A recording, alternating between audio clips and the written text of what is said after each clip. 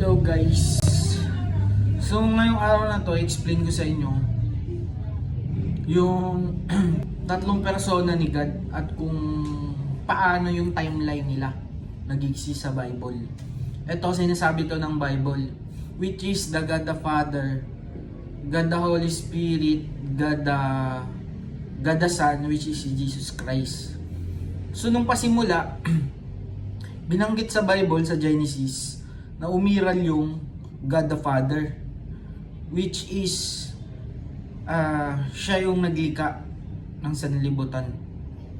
Binanggit din sa Genesis yung Holy Spirit na siya, nung pasimula, sumasaibabaw siya sa tubig at siya yung nagbigay ng buhay sa tao at sa lahat ng nilikha ng Diyos, which is the God the Father. So, yung God the Father, meron siyang spiritual body. Yung Holy Spirit naman, presensya siya ng Diyos. Baga wala siyang spiritual body. So, kailangan niyang pumasok o kailangan niya ng katawan na papasukan para magkaroon ng buhay. So, yun yung kakayahan ng Holy Spirit. So, nung nilikha ng Diyos ang tao na ginawa sa alabok, hiningan to ng Diyos or yung nag-execute ng buhay ng tao, which is the breath of life, is the Holy Spirit. So, pumasok yung pumasok yung Spirit na yun sa ginawang alabok ni God. Tapos nagkaroon siya ng buhay. Nagkaroon ng buhay na may kaluluwa. Sinabi ng Diyos, likhain natin ang tao ayon sa ating larawan. So yung ibig sabihin ng larawan na yun, so katulad din ng Ama, katulad din ng Diyos, ang tao, kumbaga sumasalamin ang Diyos sa atin. Dahil ang tao, merong physical, merong spiritual na katawan, at merong espiritu. Yung espiritu na yun, walang katawan yun. Ayun yung nagbigay buhay sa kaluluwa at saka sa katawan natin. So yun yung nagpag-isa. Ganon din si God. So ang Diyos, merong spiritual body, merong Holy Spirit na nagbibigay buhay sa spiritual na katawan at sa physical na katawan.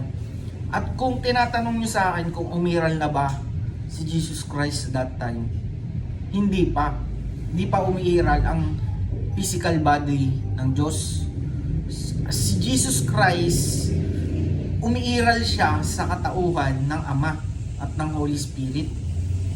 Sapagkat sinabi sa New Testament, di lang ako matandain ng mga verses. Yung Holy Spirit, inutusan ng Ama na pumasok kay Virgin Mary. Sa English, overshadow, maganililiman ng Ama. At yung Holy Spirit na yun, naging tao, naging flesh. Yung Holy Spirit, pumasok siya sa physical world or sa physical na katauhan, naging tao. At yun na yung pangatlong persona ni God. Ngayon, marami nagtatanong kung bakit daw kailangan pumanalangin ni Jesus Christ sa Ama. Alam niyo ba kung bakit? Parang ganito yan, nandito ako, nandyan ka, kinakausap kita kasi magkalayo tayo. Si God the Father nasa spiritual world, si Jesus Christ nasa physical world. Baga, tao siya, limitado yung kakayahan niya. So kailangan niya ng patnubay ni God. Baga, nasa tuktok si God the Father, tas nandito yung physical form niya sa baba. Physical form niya na yun, hindi nakikita yung saan yung patutunguhan. So kailangan niya ng direksyon.